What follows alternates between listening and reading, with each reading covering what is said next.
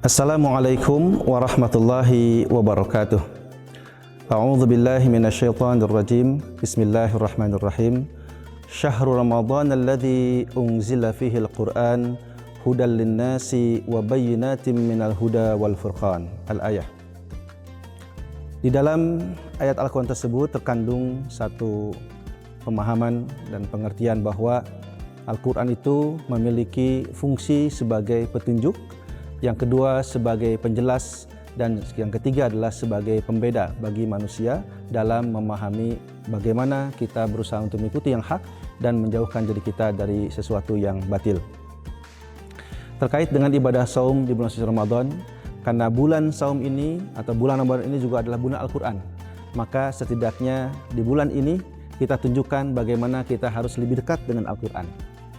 Dalam kaitan kita sebagai seorang beriman dan mengimani Al-Quran, maka ada 6 cara bagaimana kita berinteraksi dengan Al-Quran. Yang pertama adalah tilawah atau membacanya. Seringkali di dalam kegiatan di saum, seringkali di bulan suci Ramadan, kegiatan kita itu adalah membaca Al-Quran bersama-sama atau yang sering kita istilahkan dengan tadarus Al-Quran. Tadarus sendiri adalah belajar, ya ini selain membaca Al-Quran, juga kita mempelajari isi Al-Quran, mengkajinya, mendiskusikannya, dan juga setelah itu adalah berusaha untuk mengamalkannya.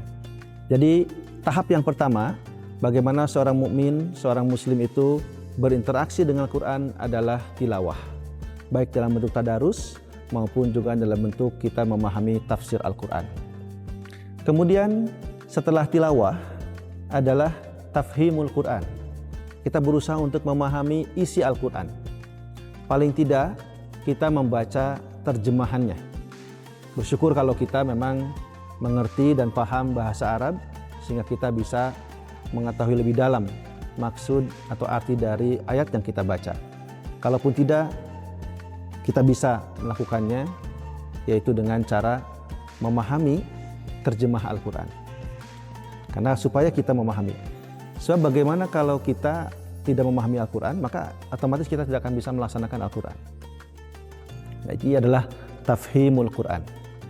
Nah, yang ketiga, interaksi kita dalam bagaimana menunjukkan keimanan kita pada Al-Quran, itu adalah tanfizul Quran, yaitu mengamalkan atau melaksanakan Al-Quran.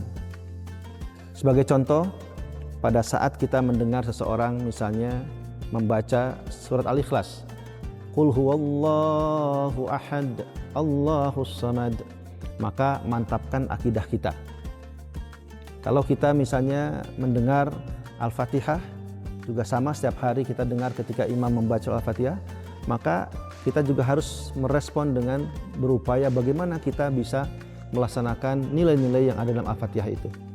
Perjanjian apa yang ada dalam surah Al-Fatihah itu antara kita sebagai makhluk kepada Khalik pencipta kita. Nah, kaum muslimin, setelah 3 interaksi ini kita lakukan, dari mulai tilawah, membacanya, kemudian tafhimul Quran, memahaminya, tanfizul Quran, mengamalkannya, apakah dirasa sudah cukup?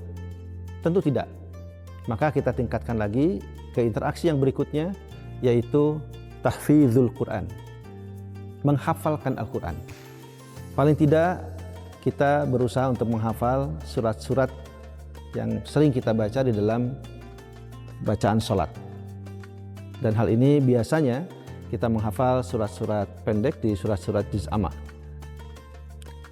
Dengan berusaha untuk menghafal ini, juga dalam diri kita itu terbangun satu kekuatan spiritual, dan insya Allah itu yang menjadi sambungan atau koneksi kita kepada Allah.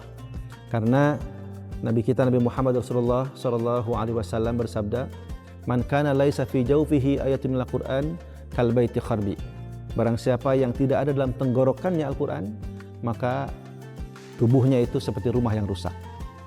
Jadi sama seperti kalau kita juga memiliki alat komunikasi, dia tidak akan berfungsi, tidak akan terkoneksi dengan siapapun kalau tidak ada energinya, tidak ada baterainya, tidak di-charge. Nah, tubuh pun sama. Jadi kalau dalam tubuh ini tidak ada bacaan Al-Quran, kata Nabi, maka tubuh kita ini seperti rumah yang rusak. Nah, langkah berikutnya sebagai bentuk perwujudan kita beriman kepada Al-Quran setelah kita tilawah, kemudian tafhim, kemudian tahfidz, kemudian tanfidz. Dan yang kelima adalah ta'limul Quran. Sebagai seorang muslim, seorang mukmin, kita wajib mengajarkan Al-Quran ini kepada orang lain. Apalagi dalam kedudukan kita sebagai orang tua misalnya, maka kita wajib mengajari Al-Quran atau mengajarkan Al-Quran kepada anak-anak kita. Dan dalam kapasitas kita sebagai bagian dari misalnya di lingkungan sekolah, kita juga wajib mengajarkan itu pada anak didik kita. Kalau kita di lingkungan rumah kita, maka wajib juga kita berusaha untuk mengajak dan juga mengajarkan siapapun dari saudara kita, tetangga kita yang belum bisa baca Al-Quran. Maka itulah yang dimaksud dengan ta'limul Quran. Mengajarkan cara bacanya, mengajarkan artinya, memahamkan maknanya, tafsirnya, dan juga mengajak untuk mengamalkannya. Dan yang terakhir, usaha kita, interaksi kita sebagai mukmin dengan Al-Quran, terutama dalam kaitan bulan suci Ramadan ini adalah berusaha untuk betul-betul memahami Al-Quran dan berpedoman pada Al-Quran. Yang halal, yang haram dalam Al-Quran sudah menjadi ketetapan yang jelas untuk kita. Mana yang boleh, tidak boleh, mana yang haram, mana yang halal, mana yang baik, mana yang buruk, mana yang bersifat ini jalan menuju pada ketakwaan, dan ini jalan yang bisa mengantarkan kita pada keterpurukan dan dosa dan sebagainya, maka itu kita hindari. Itulah 6 cara kita bagaimana berinteraksi dengan Al-Quran, dan mari kita upayakan karena ini sesuai dengan semangat bulan suci Ramadan, yaitu bulan suci Ramadan, bulan Al-Quran. Mudah-mudahan dengan upaya kita yang sungguh-sungguh di bulan suci ini, kita mendapatkan satu kenikmatan dari sisi ruhaniyah kita, bahwa tanpa Al-Quran sebagai pedoman, tanpa Al-Quran sebagai pelindung hidup kita, maka tidaklah mungkin kita sampai pada ketakwaan sebagaimana yang diisyaratkan di dalam surat Al-Baqarah tersebut, yaitu bahwa saum ini mengajarkan, mengajak, menyiapkan seseorang itu menjadi unggul, menjadi yang terbaik, yaitu dengan ketakwaan yang sangat maksimal. Demikian, mudah-mudahan ada manfaatnya. Assalamualaikum warahmatullahi wabarakatuh.